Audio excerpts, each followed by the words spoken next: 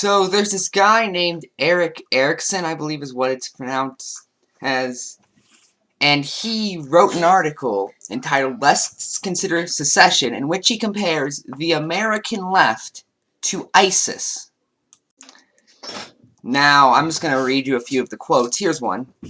At the same time, the left would have us believe that there is more violence on the right, when history itself shows that is not true.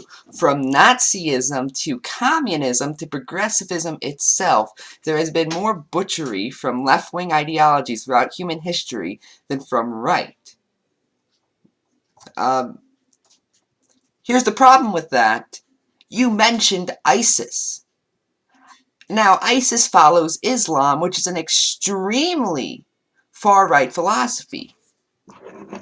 The fact is, Islam is the most radicalized version of neocon ideology I have ever seen. Here's another one.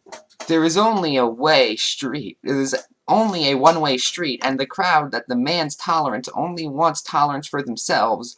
All others must be silenced. I don't recall ISIS demanding tolerance for anyone. Just saying, in fact, they seem to not want tolerance with all those, killings of gays and transgenders and, that whole Sharia law and containing very anti-LGBT sentiments. Just saying. Here's proof he doesn't know how anything works when it comes to states' rights. Federalism should be the answer. Those who want gay marriage and kid killing, because those are totally the same thing, Eric, should be allowed to do it in their states, and those who want to live in a state that does not allow gay marriage or the murder of children should be allowed to.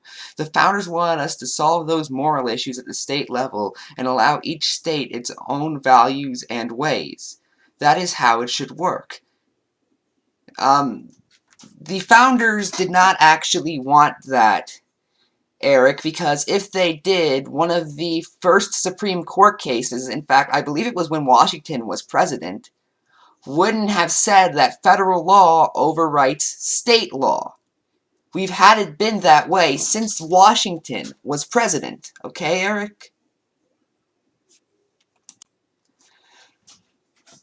Here's another quote. But let's not kid ourselves. If Texas decides to end abortion on demand and prohibit gay marriage, 3/4 of the Fortune 500, the NCAA, and every professional sports league would boycott the state. It is not enough that each state should be able to set its own values. Even here, the left demands adherence to its beliefs and punishment for the beliefs of others. So there is no escaping from the culture war. That's not a thing. There is no escaping from the accentuated of violence in politics. Escalation of violence in politics, my bad.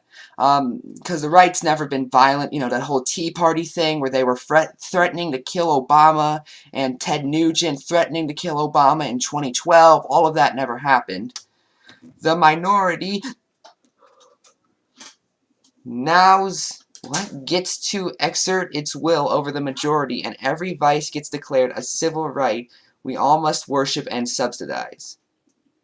First off, if you're talking about abortion, we do not subsidize it. That's what the Hyde Amendment is. It's been lost since, I believe, 3 years after we allowed abortion to be legal, you moron. Second off, what you're referring to, you even admit it's a boycott. That is a completely free market idea. I'd assume you, as a conservative, would be fine with capitalism, right? So why are you not fine with boycotts? And even then, they're not saying they have to stop. They're saying if they don't stop, we're going elsewhere.